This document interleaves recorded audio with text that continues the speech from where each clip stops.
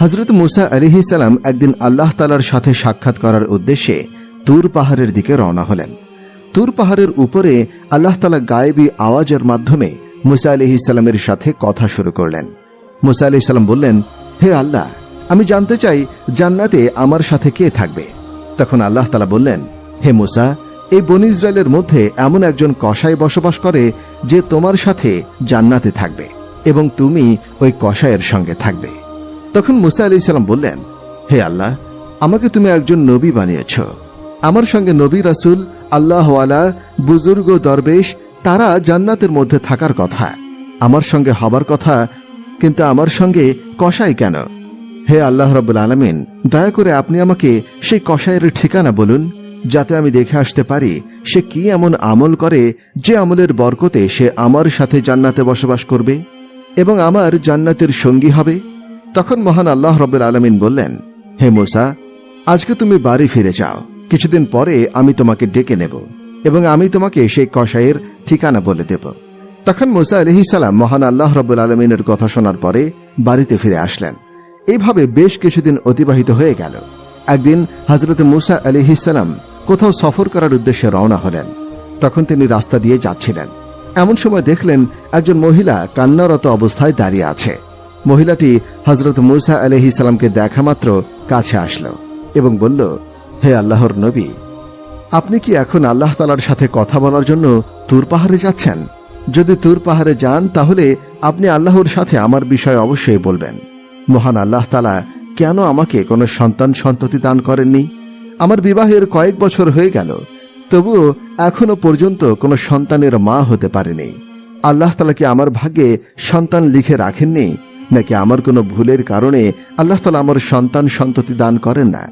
মুসা আলাইহিস সালাম বললেন, ঠিক আছে, আমি জিজ্ঞাসা করব। অতঃপর মহিলাটি সেখান থেকে চলে গেল। এবার মুসা আলাইহিস সালাম মহিলাটির প্রশ্ন শুনে একটু অবাক হল, তাই তিনি অন্য কোথাও সফর করলেন না। এবার তিনি আল্লাহ তাআলার সাথে কথা বলার উদ্দেশ্যে পাহাড়ে গিয়ে রওনা হলেন। তুর পাহাড়ের উপর গিয়ে হযরত মুসা আলাইহিস সালাম আল্লাহ তাআলার কাছে প্রশ্ন করলেন, হে আল্লাহ, আমি আসার পথে একজন মহিলাকে কান্নারত অবস্থায় দেখলাম। তিনি আমাকে প্রশ্ন করলেন, আমার বিবাহের অনেক বছর হয়ে গেল, তবু কেন আমার সন্তান সন্ততি হয়নি? তখন মহান আল্লাহ রাব্বুল আলামিন এক গায়েবী আওয়াজের মাধ্যমে হযরত মুসা আলাইহিস সালামের প্রশ্নের জবাবে বললেন, হে মুসা, তুমি বলে দিও ওই মহিলার ভাগ্যে কোনো সন্তান সন্ততি দান করা হয়নি, তাই মহিলাটির বিয়ের এত বছর পরেও মা হতে পারেনি। কন্যা বা পুত্র সন্তান আল্লাহ তাআলার পক্ষ থেকেই হয়। আল্লাহ যাকে দান করেন সে পেয়ে থাকে। অতঃপর হযরত মুসা আলাইহিস সালাম এই প্রশ্নের উত্তর শুনে বাড়ির দিকে রওনা হলেন। বাড়ি আসার পথে হযরত মুসা আলাইহিস সালাম সেই মহিলাটির কথা মনে পড়ল, তাই বাড়িতে না গিয়ে সোজা সেই মহিলাটির বাড়িতে গেলেন। তখন মহিলাটি হযরত মুসা আলাইহিস সালামকে দেখে অবাক হলেন এবং বললেন, হে আল্লাহর নবী মুসা, আপনি কি আল্লাহর কাছ থেকে এই প্রশ্নের উত্তর জেনে এসেছেন? তখন মুসা আলাইহিস সালাম বললেন, মহান আল্লাহ তাআলা বলেছেন, তোমার ভাগ্যে কোনো সন্তান সন্ততি দান করেননি, তাই তুমি কখনো মা হতে পারবে না। এই কথা শোনার পরে মহিলাটির চোখ অশ্রু জলে ভরে গেল এবং জোরে জোরে ক্রোধন করতে লাগল। অতঃপর হযরত মুসা আলাইহিস সালাম সেখান থেকে চলে আসলেন। এই ঘটনার কিছুদিন পরে এক আল্লাহওয়ালা একজন বুজুর্গ ফকির ওই মহিলাটির বাড়িতে গেল এবং বাড়িতে গিয়ে বলল, কেউ আছে কি? আমি একজন ফকির, অনেকদিন কিছু খাইনি, আমার খুব খিদে পেয়েছে, আল্লাহর রাস্তায় আমাকে কিছু খাবার দান করুন, নিশ্চয় আল্লাহ তাআলা আপনার নিয়ত পূর্ণ করবেন। অতঃপর মহিলাটি ফকিরের এই কথা শুনে তাকে ঘরে আসতে দিল এবং ফকিরকে 4টা রুটি খেতে দিল। তখন মহিলা বলল, আপনি তো আল্লাহর ফকির, আপনি একটু আল্লাহর কাছে আমার জন্য দোয়া করবেন। আল্লাহ তাআলা আমাকে কোনো সন্তান দান করেননি, আল্লাহ তাআলা যেন আমাকে সন্তান দান করেন। তারপর ফকিরটি রুটি খাওয়ার পরে দোয়া করে সেখান থেকে চলে গেল। এই ঘটনার প্রায় কিছু মাস হয়ে গেল। একদিন হঠাৎ হযরত মুসা আলাইহিস সালাম কোথাও সফর করছিলেন। হযরত মুসা আলাইহিস সালাম ওই বাড়ির কাছ দিয়েই যাচ্ছিলেন। তখন হযরত মুসা আলাইহিস সালামের ওই মহিলার কথা মনে পড়ে গেল। এবার মুসা আলাইহিস সালাম তার বাড়ির কাছে গিয়ে দেখল ওই মহিলাটি ছোট্ট সন্তান নিয়ে মনের আনন্দে খেলা করছে। মহিলাটি হযরত মুসা আলাইহিস সালামকে দেখে বাইরে চলে আসলো এবং বলল, হে আল্লাহর নবী মুসা আলাইহিস সালাম, আপনি বলেছিলেন আল্লাহ আমাকে কোনো সন্তান দান করবেন না, আমার ভাগ্যে তা লেখা হয়নি, কিন্তু আল্লাহ তাআলা তো আমাকে একটি সন্তান দান করেছেন। এটা শুনে হযরত মূসা আলাইহিস সালাম একটু অবাক হলেন এবং এই প্রশ্নের উত্তর জানার জন্য মূসা আলাইহিস সালাম তুর পাহাড়ের দিকে রওনা দিলেন। তুর পাহাড়ের উপরে গিয়ে হযরত মূসা আলাইহিস সালাম আল্লাহকে জিজ্ঞাসা করলেন, হে আল্লাহ রাব্বুল আলামিন, আপনি তো বলেছিলেন ওই মহিলার ভাগ্যে সন্তান লেখা হয়নি, ওই মহিলার কোনো সন্তান হবে না, কিন্তু আজ আসার সময় দেখলাম ওই মহিলার সন্তান হয়েছে এবং সে তাকে পেয়ে খুশি হয়েছে। এই ব্যাপারটি আমি বুঝতে পারিনি। অতঃপর আল্লাহ রাব্বুল আলামিন একটি গায়েবী আওয়াজের মাধ্যমে এই প্রশ্নের উত্তরে বললেন, হে মূসা, তুমি এই প্রশ্নের উত্তর জানতে চাও, তাহলে একটি থালায় মানুষের মাংস নিয়ে এসো, এরপর এই প্রশ্নের জবাব পাবে। তখন হযরত মূসা আলাইহিস সালাম মহান আল্লাহ তাআলার এই হুকুম পাওয়ার পরে একটি থালা ও একটি চুরি নিয়ে সমস্ত লোকের কাছে এসে বলল, হে আমার কওমের লোকেরা, মহান আল্লাহ তাআলা বলেছেন মানুষের শরীরের মাংস নিয়ে যেতে। আপনাদের মধ্যে এমন কি কেউ আছেন যে এই থালায় নিজের শরীরের মাংস কেটে দেবেন? কিন্তু হযরত মূসা আলাইহিস সালামের এই কথায় কেউ রাজি হল না। অতঃপর সবাই সেখান থেকে চলে যেতে লাগল। তখন হযরত মূসা আলাইহিস সালাম অত্যন্ত চিন্তিত এবং পেরেশান হয়ে এদিক সেদিক ঘুরছিল। তখন মূসা আলাইহিস সালাম ওই মানুষের মাংস না পেয়ে বাড়ির দিকে ফিরছিলেন। তখন হঠাৎ একজন বুজুর্গ ফকির পেছন থেকে ডেকে বলল, হে আল্লাহর নবী মূসা, তোমার কি হয়েছে? তোমাকে এমন চিন্তিত ও পেরেশান দেখাচ্ছে কেন? তখন মূসা আলাইহিস সালাম সেই ফকিরের কাছে এসে বলল, মহান আল্লাহ তাআলা আমাকে মানুষের শরীরের মাংস নিয়ে যেতে বলেছেন, কিন্তু কোনো মানুষ নিজের শরীরের মাংস কেটে দিতে রাজি হল না, বরং সবাই মুখ ফিরিয়ে নিচ্ছে। তখন বুজুর্গ ওই ফকির হযরত মূসা আলাইহিস সালামের মুখে এই কথা শোনা মাত্রই তার কাছ থেকে একটি ছুরি নিয়ে নিজের শরীর থেকে এক টুকরো মাংস কেটে হযরত মূসা আলাইহিস সালামের কাছে দিয়ে দিল এবং বুজুর্গ ফকির সেখান থেকেই চলে গেল। এটা দেখে হযরত মূসা আলাইহিস সালাম ভীষণ অবাক হয়ে গেলেন। অতঃপর মূসা আলাইহিস সালাম ওই মানুষের মাংস নিয়ে আবারও তুর পাহাড়ের উপরে গেলেন এবং মূসা আলাইহিস সালাম বললেন, হে আল্লাহ, আমি মানুষের মাংস নিয়ে এসেছি, কিন্তু এই মাংস যার কাছে গিয়ে দিতে বলেছি সবাই মুখ ফিরিয়ে নিয়েছে। শুধুমাত্র একজন বুজুর্গ ফকির আল্লাহর নাম শোনা মাত্রই তার শরীরের মাংস কেটে আমার কাছে দিয়ে দিল। তখন মহান আল্লাহ রাব্বুল আলামিন এক গায়েবী আওয়াজের মাধ্যমে হযরত মূসা আলাইহিস সালামকে বললেন, হে মূসা, এই মাংসের জন্য সব মানুষের কাছে যাবার তো দরকার ছিল না, তুমি তো যথেষ্ট ছিলে, এর মাধ্যমে তুমি তোমার প্রশ্নের উত্তর পেয়ে গেছ। যে বুজুর্গ ফকিরটি আল্লাহর নাম শোনা মাত্রই নিজের শরীরের মাংস কেটে দিয়েছে, ওই ফকিরটির দোয়া করার জন্য সেই মহিলার সন্তান দান করেছে। হে মূসা, যে ব্যক্তি আল্লাহর রাস্তায় সবকিছু উৎসর্গ করে দেয়, সবকিছু দান করে দেয়, আল্লাহ তাআলা তাকে সবকিছু দেন, এমনকি লেখা ভাগ্যকেও পরিবর্তন করে দেন, শুধুমাত্র তার দোয়ার কারণে। অতঃপর হযরত মূসা আলাইহিস সালাম এই উত্তর শোনার পর বাড়িতে চলে আসলেন এবং কিছুদিন অতিবাহিত হয়ে গেল। এবার হযরত মূসা আলাইহিস সালামের মনে পড়ে গেল আল্লাহ তাআলা বলেছিলেন কসাই তার জান্নাতের সঙ্গী হবে। এই প্রশ্নের জবাব জানার জন্য হযরত মূসা আলাইহিস সালাম আবারও তুর পাহাড়ের উদ্দেশ্যে রওনা হল। তুর পাহাড়ে গিয়ে হযরত মূসা আলাইহিস সালাম বললেন, আল্লাহ রাব্বুল আলামিন আপনি বলেছিলেন কসাই মূসার সাথে জান্নাতের সঙ্গী হবে। আমি জানতে চাই সেই কসাই কি এমন আমল করে যে আমলের কারণে আমার সাথে জান্নাতে থাকবে। অতঃপর আল্লাহ তাআলা গায়েবী আওয়াজের মাধ্যমে সেই কসাইয়ের ঠিকানা বলে দিলেন। অতঃপর পরের দিন হযরত মূসা আলাইহিস সালাম একটি পথিক সেজে সেই কসাইয়ের দোকান থেকে একটু দূরে গিয়ে দাঁড়িয়ে বিষয়টি লক্ষ্য করতে লাগলেন। হযরত মূসা আলাইহিস সালাম লক্ষ্য করলেন ওই কসাই তেমন কোনো গুরুত্বপূর্ণ আমল করছে না। কসাই শুধুমাত্র মাংস কেটে তার মধ্যে যেগুলি সব থেকে ভালো এই মাংসগুলোকে একটু একটু করে সাইডে রেখে দেয়। কিছুক্ষণ পর হযরত মূসা আলাইহিস সালাম দেখলেন কসাই এই মাংসগুলোকে নিয়ে তার বাড়ির পথে রওনা হলেন। অতঃপর মূসা আলাইহিস সালাম কসাইয়ের পেছনে পেছনে রওনা দিলেন। এক পর্যায়ে কসাই তার বাড়িতে পৌঁছে গেলেন। হযরত মূসা আলাইহিস সালাম দূর থেকে তার বাড়ি লক্ষ্য করে সেদিনের মতো সেখান থেকে চলে গেলেন। পরের দিন হযরত মূসা আলাইহিস সালাম আবারও সেই কসাইয়ের বাড়িতে গেলেন এবং বললেন, বাড়িতে কেউ আছেন? আমি একজন মুসাফির। কিন্তু বাড়ির ভেতর থেকে কোনো উত্তর এলো না। তখন হযরত মূসা আলাইহিস সালাম ভাবলেন আসলেই বাড়িতে কেউ নেই। অতঃপর মূসা আলাইহিস সালাম আবারও সেই কসাইয়ের দোকানের পাশে উপস্থিত হলেন। দূর থেকে লক্ষ্য করলেন কসাই যখন মাংস কেটে একটি ভালো মাংসের টুকরো তার পাশে রেখে দিল। তখন একজন ক্রেতা বলল, ভাই কসাই, আমাকে তোমার পাশে থাকা ওই মাংসের টুকরোটা দাও, বিনিময়ে তোমাকে অতিরিক্ত দাম দেব। তখন কসাই বলল, আপনি আমাকে যতই দাম দিন, এই মাংসের টুকরোটুকু আমি দেব না, কেননা এটি আমার বাড়িতে নিয়ে যাব।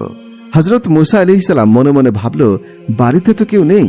কসাইকে যখন ক্রেতা মাংসের বিনিময়ে অতি দাম দেওয়া সত্ত্বেও কসাই কেন মাংস দিচ্ছে না, এটা হযরত মূসা আলাইহিস সালাম বুঝতে পারলেন না। অতঃপর ক্রেতা যখন মাংস নিয়ে চলে গেল, তার কিছুক্ষণ পর কসাই তার দোকান বন্ধ করে পাশে রাখা ওই মাংসের টুকরো একটি ব্যাগে ভরে তার বাড়ির দিকে রওনা হলেন। এটা দেখে হযরত মূসা আলাইহিস সালাম কসাইয়ের পিছু পিছু রওনা হলেন। কসাই যখন তার বাড়িতে উপস্থিত হলেন, এমন সময় হযরত মূসা আলাইহিস সালাম ঘরের বাইরে থেকে আওয়াজ করলেন, বাড়িতে কেউ আছেন কি? আমি একজন মুসাফির বলছি। তখন কসাই বাইরে এসে হযরত মূসা আলাইহিস সালামকে জিজ্ঞাসা করলেন, ভাই আপনি কে? আপনাকে তো ঠিক চিনতে পারছি না। তখন হযরত মূসা আলাইহিস সালাম বললেন, আমি একজন মুসাফির। আজ রাতটুকু আপনার বাড়ি থেকে আমাকে আশ্রয় দেবেন, সকালে আমি আমার গন্তব্যে রওনা দিব। তখন কসাই বলল, নিশ্চয় দেব, আসুন আমার বাড়ির ভেতরে আসুন। বাড়ির ভেতরে গিয়ে কসাই বললেন, ওহে মুসাফির ভাই, আপনি এখানে বসুন, পাশের ঘরে আমার একটু কাজ আছে। এই বলে কসাই ওই ঘর থেকে পাশের ঘরে চলে গেলেন। হযরত মূসা আলাইহিস সালাম দেখলেন, পাশের ঘরে গিয়ে কসাই একা একা রুটি করছে এবং মাংস রান্না করছে। অতঃপর মূসা আলাইহিস সালাম দেখলেন, কসাই ঘরের এক কোণ থেকে এক ঝুড়ি নিয়ে একজন বৃদ্ধাকে আস্তে আস্তে আদবের সাথে নিয়ে আসছে। অতঃপর ওই মাংস রুটি বয়স্ক বৃদ্ধাকে স্নেহের সাথে খাইয়ে দিচ্ছে, ঠিক যেমন একটি ছোট্ট শিশুকে তার মা ভালোবাসা দিয়ে খাইয়ে দেয়। কসাই ওই বয়স্কা বৃদ্ধাকে তেমনিভাবে খাইয়ে দিচ্ছেন। অতঃপর কিছু মাংস রুটি নিয়ে হযরত মূসা আলাইহিস সালামের কাছে এসে বললেন, হে মুসাফির ভাই, এই নিন আপনার খাবার। আপনার খাবার দিতে আমার একটু দেরি হয়ে গেল, আসলে আমার একটু কাজ ছিল, এই জন্য আপনাকে আগে খাবার দিতে পারিনি। তখন হযরত মূসা আলাইহিস সালাম বললেন, এই বৃদ্ধা মহিলাটিকে? তখন কসাই বললেন, এই বৃদ্ধা হলো আমার মা। আমার মা ছাড়া এই দুনিয়ায় আমার কেউ নেই, আমি ছাড়া আমার মায়ের এই দুনিয়ায় আর কেউ নেই। আমার মা বৃদ্ধা হয়ে গেছে, ভালো করে চলাফেরা করতে পারে না, ভালো করে খেতেও পারে না, তাই আমি প্রতিদিন দোকান থেকে ভালো ভালো নরম মাংসের টুকরোগুলো রেখে দেই এবং বাড়িতে এসে মাকে রান্না করে খাইয়ে দিই। এই কথা বলার পরে কসাই সেখান থেকে চলে গেল। হযরত মূসা আলাইহিস সালাম কসাইয়ের মায়ের প্রতি এমন ভক্তি ও স্নেহ ভালোবাসা দেখে বিস্ময়ে হতবাক হলেন। অতঃপর হযরত মূসা আলাইহিস সালাম পাশের ঘর থেকে লক্ষ্য করে দেখলেন, তার বৃদ্ধা মা চোখের পানি ছেড়ে দিয়ে কান্না করে দুই হাত তুলে আল্লাহর দরবারে দোয়া করতে লাগলেন, ওগো আল্লাহ, তুমি রহমানুর রহিম, গফুরুর রহিম, তুমি সবই খবর রাখো। পৃথিবীতে এমন কিছু নেই আল্লাহ গো যার খবর তুমি রাখো না। আমার ছেলের সেবায় আমি খুশি। আল্লাহ গো, মা হয়ে আমি তোমার দরবারে দোয়া করে বলছি, এই বনী ইসরায়েলের সবচেয়ে বড় পয়গম্বর হযরত মূসা আলাইহিস সালামের সাথে আমার ছেলে কসাইকে জান্নাতে একসাথে থাকতে দিও। অতঃপর মূসা আলাইহিস সালাম বাড়িতে না গিয়ে তুর পাহাড়ের দিকে গেলেন। তুর পাহাড়ে গিয়ে হযরত মূসা আলাইহিস সালাম বললেন, হে আল্লাহ, আমি কসাইয়ের বাড়িতে গিয়ে দেখলাম কসাই শুধুমাত্র তার মায়ের প্রতি অতি ভক্তি এবং ভালোবাসা সেবা ছাড়া আর তেমন কিছুই করেনি। তখন গায়েবের মাধ্যমে মহান আল্লাহ রাব্বুল আলামিন মূসা আলাইহিস সালামকে বললেন, হে মূসা, তুমি জেনে রাখো যে আমলের কারণে কসাই তোমার সাথে জান্নাতে যাবে সেটা হলো তার মায়ের প্রতি ভক্তি এবং মায়ের সেবা। কসাইয়ের মা কান্না করে চোখের পানি ছেড়ে দিয়ে তার ছেলে কসাইয়ের জন্য দু হাত তুলে দোয়া করেছে, কসাই যেন নবী মূসার সাথে জান্নাতে যেতে পারে। আল্লাহ তাআলা কখনো মায়ের দোয়া ফেরত দেন না। হে মূসা, কসাইয়ের আসল আমল হলো তার মায়ের প্রতি এমন ভক্তি, সেবা এবং মায়ের প্রতি এমন স্নেহ ভালোবাসা, যার কারণে কসাই তোমার সাথে জান্নাতে যাবে। এমনিভাবে বয়ে যায় সময়, এরপর আরও সময় আসে। ইতিমধ্যে আল্লাহ তাআলার দেওয়া সমস্ত আদেশ দায়িত্ব সহকারে পালন করেছেন। এবার বিশ্রামের পালা। তাছাড়া হযরত মূসা আলাইহিস সালামের বয়স হয়েছে অনেক। হযরত মূসা আলাইহিস সালাম মনে মনে অতীতের কথা ভাবছেন। এমন সময় হঠাৎ করে মালাকুল মাউত আজরাইল আলাইহিস সালাম ফেরেশতা হাজির হলেন। হযরত মূসা আলাইহিস সালাম ফেরেশতাকে জিজ্ঞাসা করলেন, আপনি কি আমার জান কবজ করার জন্য এসেছেন? তখন আজরাইল ফেরেশতা বললেন, জি হ্যাঁ, আল্লাহর নির্দেশ অনুসারে আপনার এবার জান কবজ করার সময় এসে গেছে। তখন হযরত মূসা আলাইহিস সালাম বললেন, আপনি কি আমার জান মুখ থেকে বের করে নেবেন? অথচ আমার মুখ দিয়ে সরাসরি আল্লাহ তাআলার সাথে কথা বলেছি। তখন আজরাইল আলাইহিস সালাম বললেন, তাহলে চোখ দিয়ে বের করে নেব? তখন মুসা আলাইহিস সালাম বললেন, এই চক্ষু দ্বারা আমি আল্লাহ তাআলার নূর দর্শন করেছি। এবার আজরাইল আলাইহিস সালাম বললেন, তবে নাক দিয়ে বের করে নেব। তখন মুসা আলাইহিস সালাম বললেন, আল্লাহর দিদার মুহূর্তে বেহেশতি পরিবেশের সুঘ্রাণ নিয়েছি। তখন আজরাইল আলাইহিস সালাম বললেন, আমি এত কথার জবাব দিতে আসিনি, আমার যেভাবে ইচ্ছা আমি সেভাবেই জান কবজ করব। হযরত মুসা আলাইহিস সালাম আজরাইল ফেরেশতার কথায় প্রচণ্ড রেগে গেলেন এবং হযরত মুসা আলাইহিস সালাম আজরাইল ফেরেশতাকে থাপ্পড় মারলেন। এর ফলে দুটি চক্ষু তার বের হয়ে গেল। তখন আজরাইল ফেরেশতা আল্লাহ তাআলার দরবারে চলে গেলেন এবং আল্লাহ তাআলাকে সমস্ত ঘটনা খুলে বললেন। আল্লাহ তাআলা আজরাইল ফেরেশতার চক্ষু দুটি ঠিক করে দিয়ে বললেন, আমার নবীদের মধ্যে এত গরম মেজাজ আর কোন নবীদের নেই, অতএব তার জান কবজের বিষয়ে আমি দেখব, তোমার আর তার কাছে যেতে হবে না। কয়েকদিন পরে ওহী দ্বারা আল্লাহ তাআলা হযরত মুসা আলাইহিস সালামকে বললেন, তুমি যদি একটি মেষের পশম সংখ্যা পরিমাণ হায়াতের আরজি করো তাহলে তা পূরণ করে দেব। তুমি পৃথিবীতে যত বছর বাঁচার আশা করো তত বছর বাঁচতে পারবে। এ কথা শুনে হযরত মুসা আলাইহিস সালাম বললেন, তাহলে তো তারপরেই অবশ্যই মৃত্যুবরণ করতে হবে, আর এই দীর্ঘ বছর পৃথিবীতে কষ্ট করে বেঁচে থাকতে হবে, যেমনটা আগে হয়েছে। অতএব সবচেয়ে নিরাপদ স্থান আল্লাহ তাআলার সান্নিধ্য লাভ, এটি অনেক উত্তম। তিনি বললেন, হে আল্লাহ, নির্ধারিত হায়াতের পরে আমি তোমার সান্নিধ্য লাভ করতে চাই। আমি যে তোমাকে বড্ড ভালোবাসি, তোমার নৈকট্য আমার কামনা করতে চাই। হে আল্লাহ, আমার মৃত্যুর পূর্বে আর একবার তুর পাহাড়ে তোমার দর্শন দাও, এই আবেদনটুকু তুমি কবুল করে নাও। তখন আল্লাহ তাআলা হযরত মুসা আলাইহিস সালামের আবেদন মঞ্জুর করলেন। আল্লাহ তাআলা হযরত মুসা আলাইহিস সালামকে তুর পাহাড়ে যেতে বললেন। যখন আল্লাহ তাআলা তুর পাহাড়ে পৌঁছলেন এবং নূর দর্শন করালেন এবং কথা বললেন, সর্বশেষে মুসা আলাইহিস সালাম আল্লাহ তাআলার দরবারে দোয়া করলেন, হে আল্লাহ, আমাদের কওমের প্রতি কোনো গজব নাজিল করো না, আমাদের রহমতের ছায়াতলে আশ্রয় দিন এবং তাদেরকে রুজি রুটির ব্যবস্থা করুন, তারা যেন পানাহারের কারণে মৃত্যুবরণ না করে। আল্লাহ তাআলা হযরত মুসা আলাইহিস সালামের আবেদনের পরিপ্রেক্ষিতে বললেন, আল্লাহ তাআলা ঈমানদার, নাফরমান, কাফের সমস্ত জীবজন্তুর প্রতিপালক। আল্লাহ তাআলা কখনো কাউকে অনাহারে রাখেন না। যে যেখানে যে অবস্থায় আছে আল্লাহ তাআলা তার রিজিক সেখানে পৌঁছে দেন। এই কথা বলার পরে আল্লাহ তাআলা মুসা আলাইহিস সালামকে পাহাড়ের উপরে আঘাত করতে বললেন। মুসা আলাইহিস সালাম পাহাড়ের উপরে আঘাত করলেন। তখন সেখান থেকে একটি নদী হয়ে গেল। নদীর উপরে পুনরায় আঘাত করতে বললেন। আঘাত করার পর দেখলেন নদীর উপর দিয়ে একটি পাথর ভেসে আসছে। আল্লাহ তাআলা তখন পাথরের উপরে পুনরায় আঘাত করতে বললেন। হযরত মুসা আলাইহিস সালাম পাথরের আঘাত করার পরে দেখতে পেলেন পাথরের মধ্যে একটি ফড়িং এবং ফড়িংয়ের মুখে ছিল এক টুকরো কাঁচা ঘাস। এই দৃশ্য দেখে হযরত মুসা আলাইহিস সালাম সিজদায় পড়ে গেলেন। কিছুক্ষণ পর হযরত মুসা আলাইহিস সালামকে বিদায় দেওয়া হলো। মুসা আলাইহিস সালাম তুর পাহাড় থেকে নেমে একটু দূরে গিয়ে দেখলেন 7 জন লোক একটি কবর খুঁড়ছে। তখন মুসা আলাইহিস সালাম তাদেরকে জিজ্ঞাসা করলেন, ভাই, তোমরা এই নির্জন এলাকায় কার কবর খুঁড়ছো? তারা বলল, আপনার মতো একজন মহান ব্যক্তির কবর করছি, আপনি আমাদের সাথে এই সওয়াবের কাজে শরীক হতে পারেন। তখন মুসা আলাইহিস সালাম তাদের সাথে কিছুটা কবর খোঁড়ার কাজ করলেন। তাদের মধ্যে একজন বলল, হে আল্লাহর নবী মুসা আলাইহিস সালাম, আমরা যার জন্য এই কবর খুঁড়ছি সেও আপনার ন্যায়, অতএব কবরটির মাপের জন্য আপনি একবার শুয়ে পরীক্ষা করে দেখুন। হযরত মুসা আলাইহিস সালাম তার কথায় কবরে নেমে শুয়ে পড়লেন এবং বললেন, হে আল্লাহ, কত নিচু এই জায়গাটি, তুমি এই জায়গাটি আমার জন্য কবুল করো।